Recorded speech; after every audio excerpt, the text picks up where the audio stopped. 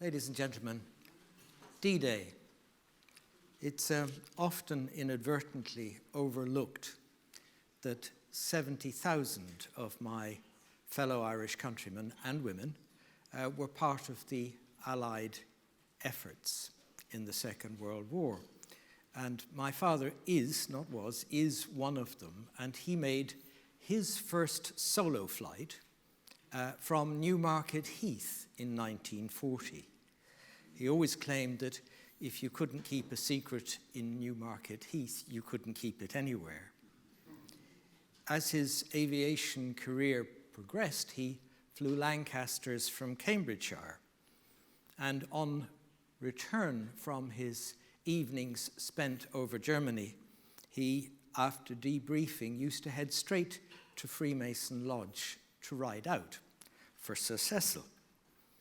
So when, a very long time ago, Peter Rossdale, Michael Hunt, Colin Peace, Sidney Ricketts, Nick Wingfield Digby, Ray Hopes allowed me to become part of Beaufort Cottage, I leapt at the chance.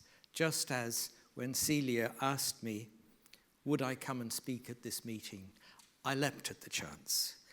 She only told me the topic afterwards. So, having had the privilege of learning about equine practice and equine research here, it formed the basis for an ongoing relationship with Newmarket. And an often asked, or rather to be 21st century about it, frequently asked question is, when did you leave? And the answer is that I don't feel that I ever did, because the friendships, the work, the ability that Marianne and I enjoyed to send mares and sometimes horses in training here has remained very much part of life. And while I didn't know the Lee family, I did have the great privilege of working with Luca after I had left Newmarket. And this may be his least favorite photograph in the history of the planet. It's a bizarre angle of Bauer, the only horse ever to have been beaten in the Melbourne Cup by a pixel. And I didn't think they ran pixels in the Melbourne Cup, but apparently they did. And it was, as ever with Luca, a masterpiece of training. And my involvement with the town was with neonatal disease, as has been so beautifully expounded today. But while I was here, there was an opportunity to build further on things that interested me, including my ability to offer expert judgments on the ability of trainers in my capacity as one of the world's most highly unsuccessful amateur riders, which was very much a testament to the legendary patience of the utterly wonderful John Winter. And as part of that illustrious career, I hold the ultimate accolade, that is of having been, I thought, the supplier of my best ever ride, which was followed by the immediate retirement from the training ranks of the trainer the following morning. But on a more serious note, I came here having completed a master's degree in genetics in Trinity College, Dublin, where, with access to the McGrath family's electrocardiographs, which had been collected over the years by a very famous Dublin-based vet in the vet school, it was possible to look at the heritability of the heart score, that primitive means of assessing cardiac size. And there are people in this room who can remember Dr. Chesney in the town with his wonderful golden stethoscope, who was very much the doyen of the sales. But I'm afraid we concluded at the end of that study that the relationship between heart size and future performance was of little value in the selection of horses. And it was certainly too weak to use as a selection criteria for breeding. And you can see how long ago that is. But the late Michael Osborne was particularly interested in the concept and wanted further work done on it. and the technology evolved, and as has been very beautifully illustrated by Celia this morning, it was possible not only to do ECGs in this crude method of cardiac size assessment, but to do echocardiographs as well. And we looked at those measurements, and again, at the yearling stage, as a predictor of subsequent performance. And I'm pleased to say that the results of that study endorsed the previous ones. 2 week to use as the basis of selection, 2 week to use as a predictor of subsequent performance. And this is a little quote from a presentation I was asked to make at a Havermar Foundation meeting some years later. And I thought I wanted a crisp sort of a title. So you can see it on the right-hand side, which is anything but crisp. But I thought it was entirely apt. And it is that the prediction of performance ability in thoroughbreds is, and is likely to remain, thank goodness, a very elusive Holy Grail. And let's remind ourselves of what the Holy Grail is, because there's a temptation sometimes to think of it as a garment. It isn't. It's a wide and deep chalice in which costly items can be served to the rich in degrees, one morsel after another. And is that an apt description of our industry? Well, I don't know, because Celia asked me to talk about genomics and the thoroughbred industry and the prediction of performance, and where are we? So perhaps we've looked a little bit at the prediction of performance. And of course, the big word there is predict, because knowing where we stand with elite racehorses and measuring things in them is grand, but they're elite racehorses. The marketplace and the breeding industry, as you all know, are much more interested in trying to say, well, is that one going to be good, or what's it going to do, or how's it going to work out? So the advent of genomics was particularly interesting. And not everybody in the room is familiar with genomics as a concept. Many of you are. So just bear with me for a moment while I remind you that the cell contains a nucleus, and the nucleus contains a chromosome, and the chromosome includes that wonderful word we're all familiar with, DNA.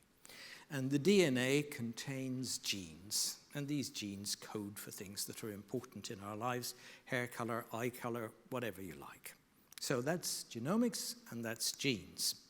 So in Paris in 2012, representatives from the European Federation of Thoroughbred Breeders Associations, the International Thoroughbred Breeders, the International Federation of Horse Racing Authorities, the European and Mediterranean Horse Racing Federation, and the Asian Racing Conference, as well as the International Stud Book Committee, met with representatives who had been invited and very generously accepted the invitation, with representatives of the equine genomics companies, because we wanted to develop thoroughbred industry policies in relation to this new technology.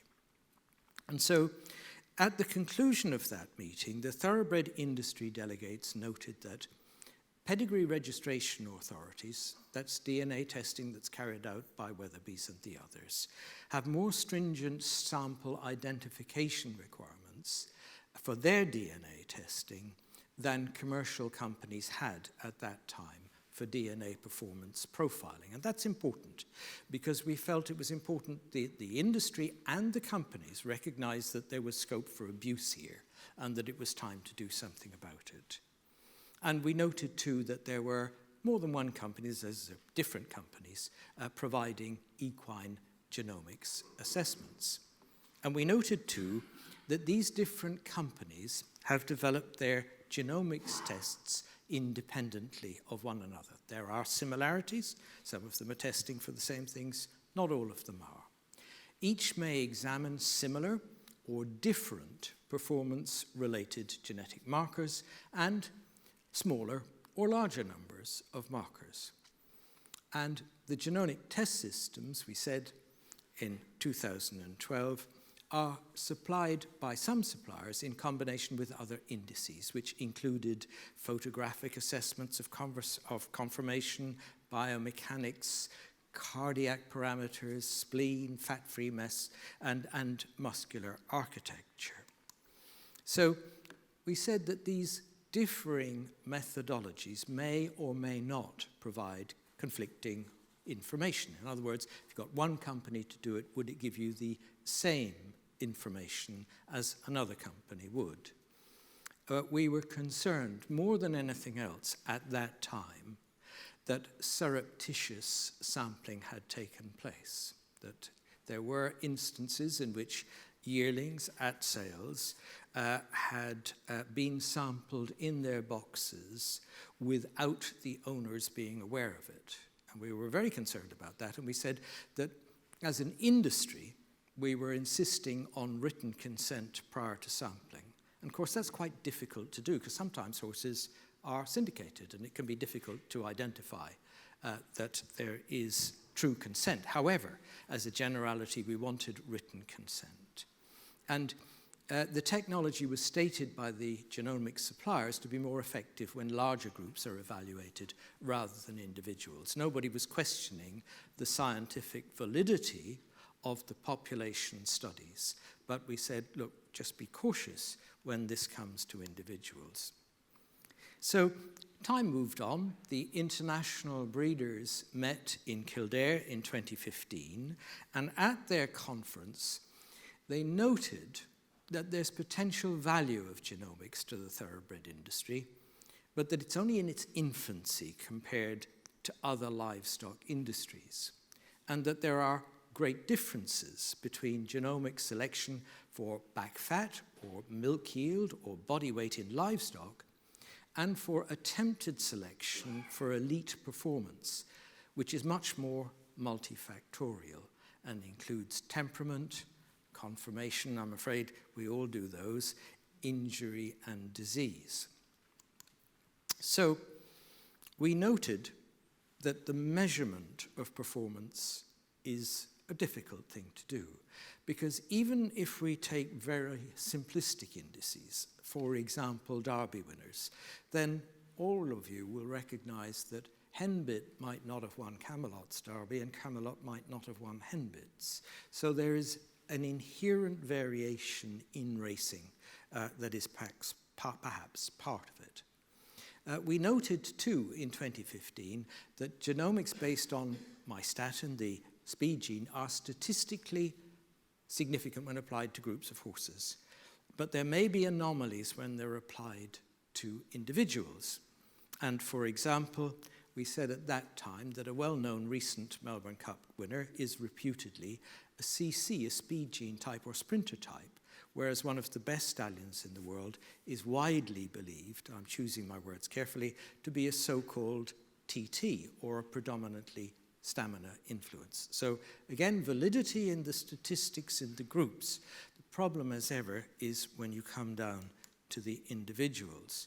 We did note a certain irony that the elimination of a significant number of staying horses, which is a concern to all of us in the room, is a worry because of the difficulty of selling them as yearlings at auctions, and that this could impact on the international pattern of racing by reducing the numbers of horses bred for middle distance and stamina races. And it can be very costly to eliminate breeding stock on the basis of performance genomics. Although, as we've said, the statistics and the scientific publications are impeccable, when it comes down to individual decisions, I thought I'd ask a number of leading stud farmers their experiences of potential elimination of breeding stock on the basis of genomics. And a well-known stud farmer in this particular town said to me, yes, he said, had I done as I was instructed, he said, I would have sold the dam of 2 Group 1 winners. So dangerous. And on our own farm at home, we had a mare who was classified as being TT, that is stamina only, and class 4, so about as slow as a boat. And she is actually the dam of a really seriously good sprinter and a very good black type horse. So again, if you're in the arena of making individual decisions, you need to be extraordinarily careful. because of course the information is of value and you can factor it into everything else, but it's easy to overrate it. Now, in the autumn of 2015, when the European Federation and the ITBF looked at the genomics industry and the suppliers of it, there was concern because there had been an approach to the pedigree authorities for retrospective access to their DNA stores.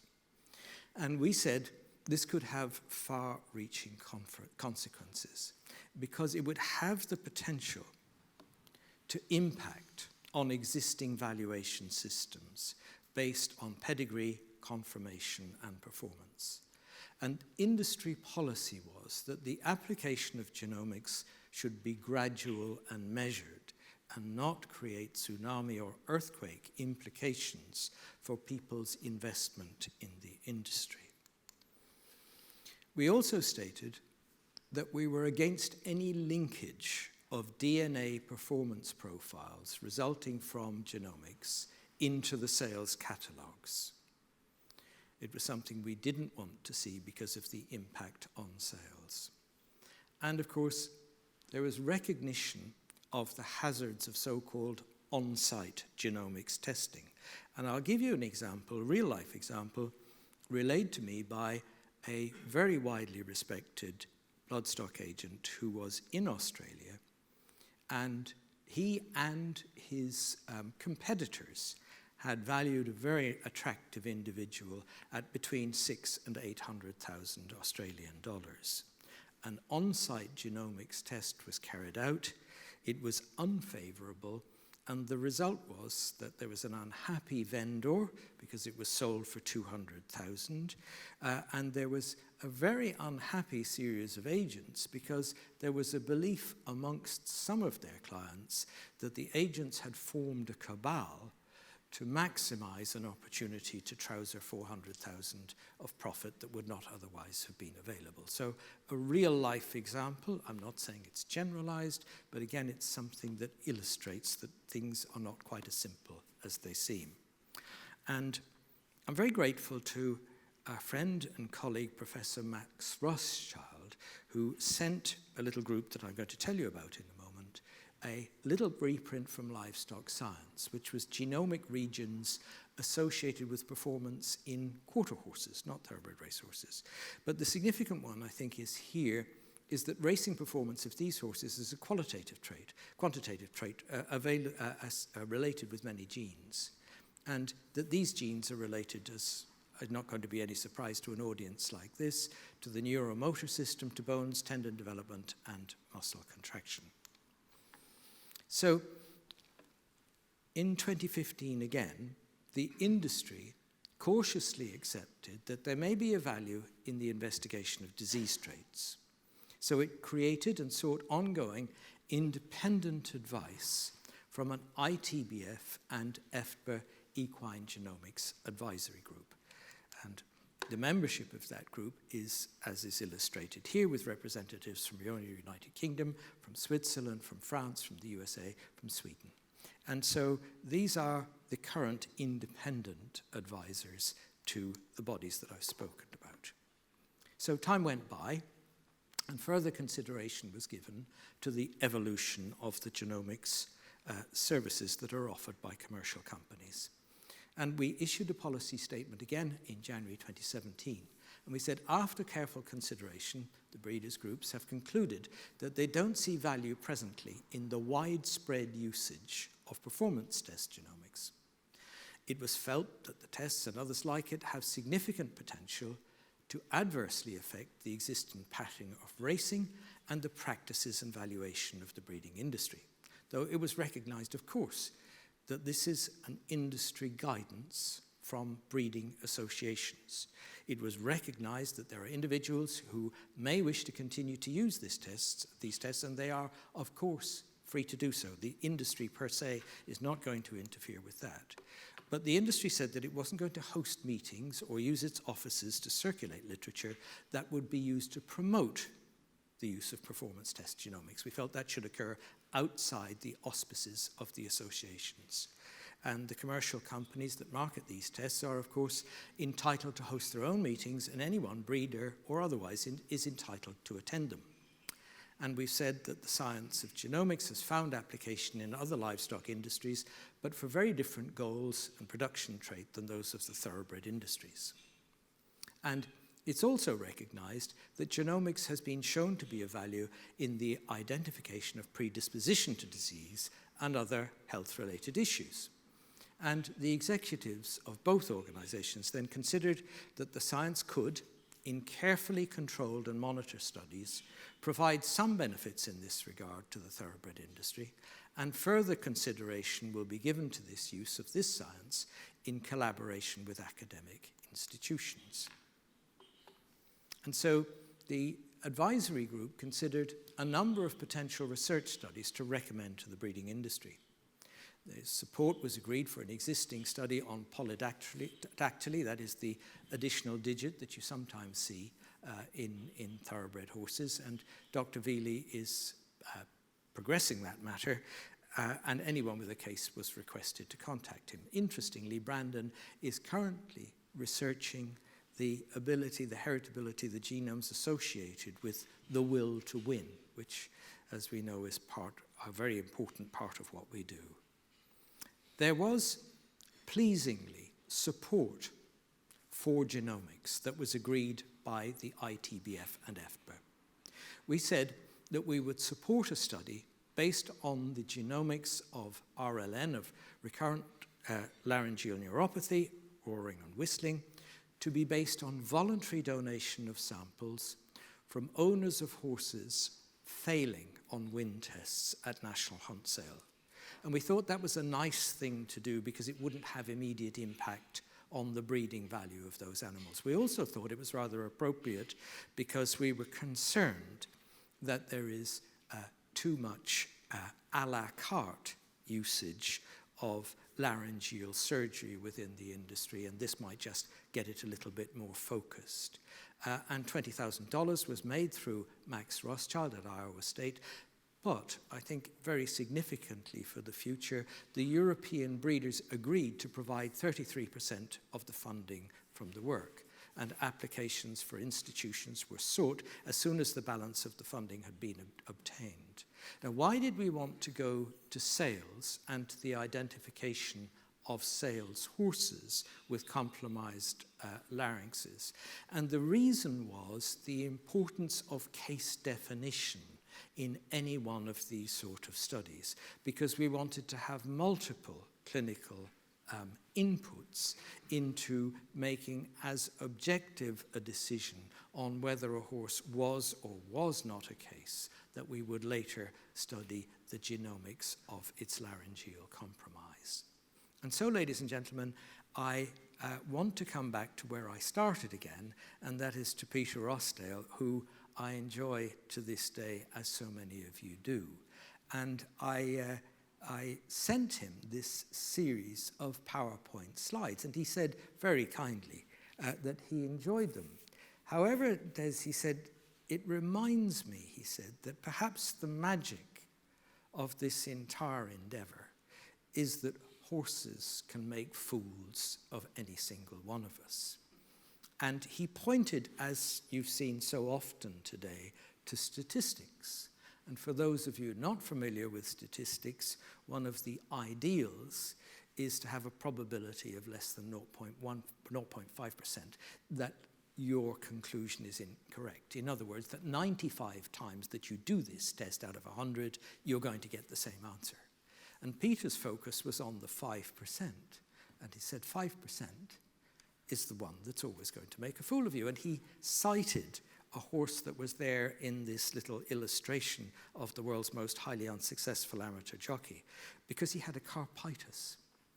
And so, after much thought in John Winter's yard in Highfield, there was a decision made to sell him. He went to the December sales, and he returned from a different trainer, funnily enough from Ireland, the following year and won the Wokingham. And Peter also cited a horse who he had recommended should not be bought on the same basis that it had a carpitis. Scobie Breesley did, and it won the Caulfield Cup. So, drawing ever closer to a conclusion, I wanted to say that one of the most valuable quotations that I think has been offered to the industry was from the leader of the equine genomics group, who is Professor Ernie Bailey of Kentucky. And at the ITBF meeting just last year, he said, in conclusion of his presentation to the breeders, that predisposition is not predetermination. And I think, ladies and gentlemen, it reminds me of a famous quote known to you all from a member of your own aristocracy who described horse racing as the glorious uncertainty. Thank you for your attention.